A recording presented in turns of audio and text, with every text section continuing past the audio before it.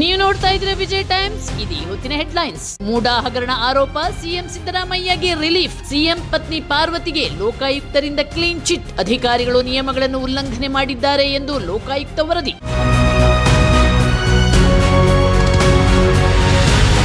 Ballari Sandur by election, BJP ಜಟಾಪಟಿ. ಮಿತ್ರ ಶಾಸಕ ಜನಾರ್ದನ ರೆಡ್ಡಿ ವಿರುದ್ಧ ಸಿಡಿದೆದ್ದ ಮಾಜಿ ಸಚಿವ ಶ್ರೀರಾಮುಲು. ನನ್ನನ್ನ ಮುಗಿಸಲು ರೆಡ್ಡಿ ಯತ್ನ, ಹೈಕಮಾಂಡ್ಗೆ ದೂರು ನೀಡುವ ಎಚ್ಚರಿಕೆ.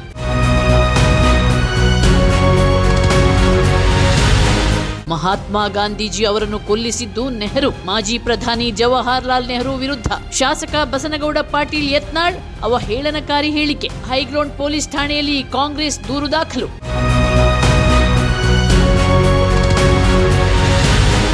ಹಾಸನದಲ್ಲಿ ಕಾಡಾನೆ ದಾಳಿಗೆ ಮತ್ತೊಂದು ಬಲಿ. ಸಂತೆಗೆ ಹೋಗಿ ವಾಪಸ್ ಬರುತ್ತಿದ್ದ ವೇಳೆ ಘಟನೆ. ಶಾಶ್ವತ ಪರಿಹಾರ ನೀಡಲು ಸರ್ಕಾರಕ್ಕೆ ಶಾಸಕ ಸಿಮೆಂಟ್ ಮಂಜು ಸೂಚನೆ.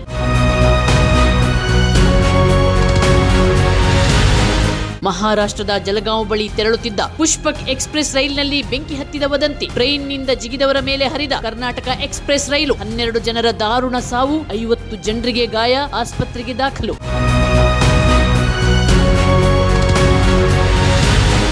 ಭಾರತ ವರ್ಸಸ್ ಇಂಗ್ಲೆಂಡ್ ನಡುವೆ T20 ಪಂದ್ಯ. ಭರ್ಜರಿ ಜಯ ಸಾಧಿಸಿದ ಟೀಂ ಇಂಡಿಯಾ ಅತಿ ವೇಗವಾಗಿ 130 ರನ್ ಗುರಿ ಸಾಧಿಸಿ ಜಯಭೇರಿ.